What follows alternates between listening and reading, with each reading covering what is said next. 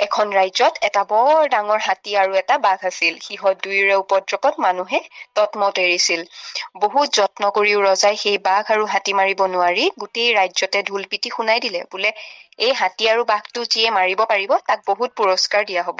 এই কথা শুনি বহুত মানুহে বাঘ আৰু হাতী মাৰিবলৈ যত্ন কৰিলে, কিন্তু কোনেও মাৰিব নোৱাৰিলে। দৈবাত এদিন এটা মানুহে মনৰ দুখত বিষ খাই মৰোগৈ বুলি কিছুমান পিঠাগুৰিৰ লগত বিষ সানি লৈ সেই ৰাজ্যৰ ফালে যাওঁতে এজোপা গছৰ তলত সেই টোপোলাটো থৈ ওচৰৰে এখন নৈত পানী খাবলৈ গৈছিল। আৰু সেই সময়তে দুষ্ট হাতীটোৱে আহি সেই পিঠাগুৰিবোৰ খাই পেলালে। আৰু যেতিয়াই বিষ সনা পিঠাগুৰিবোৰ খালে তেতিয়াই গাত বিষ লাগি হাতীটো মৰি থাকিল। আৰু এই কথা খবৰ পাই ৰজাই হাতীটোক কোনে মাৰিলে বুলি বিচাৰ কৰাত সেই বিষ অনা মানুহটোক ৰজাৰ ওচৰলৈ লৈ যোৱা হল। মহাৰাজ, এওঁৱেই হাতীটো মাৰিছিল। ইমান দিনে ইমান চেষ্টা কৰাৰ পাছতো কোনেও মাৰিব নোৱাৰা হাতীটোক তুমি কেনেকৈ মাৰিলা? মই হাতীটো একে ভুকুতেই মাৰিলো। ৰজাই বৰ সন্তোষ পাই তাক অনেক ধন দি কলে, মোৰ ৰাজ্যত আৰু এটা বৰ দুষ্ট বাঘ আছে। যদি তই সেই বাঘটো মাৰিব পাৰ তেন্তে মই তোক বহুত ধন দিম। সি কলে, বোলে স্বৰ্গদেউ, সেই বাঘটো মই মাৰিব পাৰিম। এই বুলি কোৱাত ৰজাই কলে, তই পৰহিলৈ বাঘটো মাৰিব লাগিব। মানুহটোৱে সলাগি সলাগি আহি তাৰ থকা ঠাই পাই চিন্তা কৰিবলৈ ধৰিলে সি কেনেকৈ সেই বাঘটো মাৰিব পাৰিব। যেতিয়া বাঘ মৰাৰ দিন আহি পৰিল, সি কিছুমান দোল আৰু ঢেঁকী থোৰা লৈ ভয়ে ভয়ে হাবিত সোমালগৈ। সেই হাবিত এজোপা ডাঙৰ গছ আছিল আৰু তাতে বহুত চৰাই পৰি কোহাল কৰি আছিল। আৰু সি গৈ সেই গছৰ ওপৰতে উঠি কে কে কা কা বুলি কৈ মিছা মিছিকৈ গান গাই আছে, আৰু চৰাইবিলাকেও পাতে পাতে পৰি কোহাল কৰি আছিলে।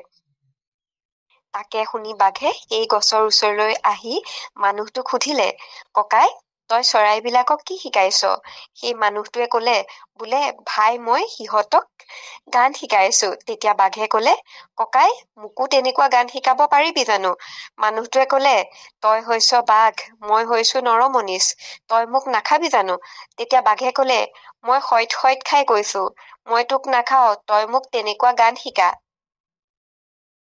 বাঘৰ কথা শুনি মানুহটোৱে গছৰ পৰা নামি আহি বাঘৰ ঠেং চাৰিখন বান্ধি ললে আৰু খুব মতে ঢেঁকী থোৰাটোৰে তাক মাৰিবলৈ ধৰিলে। মাৰত তত নাপাই বাঘে কলে, ককাই, মই আৰু গান নিশিকো, মোক এৰি দে। মানুহটোৱে কলে, ভালকৈ শিক, নহলে নিশিকিবি নহয়। এইদৰে মাৰি থাকোতেই বাঘ মৰিল। মহাৰাজ, এয়া বাঘক মই মাৰিলো। বাহ, আজি তোমাৰ সৈতে যুঁজিবলৈ আৰু এটা মই বলি মানুহ দিম। এই বুলি কৈ এটা বলি মানুহ আনি ৰাতি তাৰ লগত শুৱাই থলে।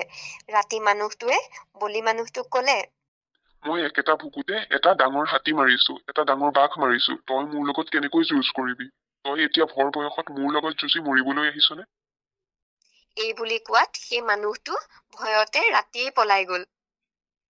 পিছে পুৱা ৰজাৰ বলি মানুহটো ৰজাই বিচাৰি নাপাই বাঘ মৰা বলি মানুহটোক বহুত ধন বস্তু দি বিদায় দিলে। আৰু তেতিয়াৰ পৰাই হাতী আৰু বাঘৰ উপদ্ৰৱ গুচি নিৰাপদে ৰাজ্য চলিবলৈ ধৰিলে।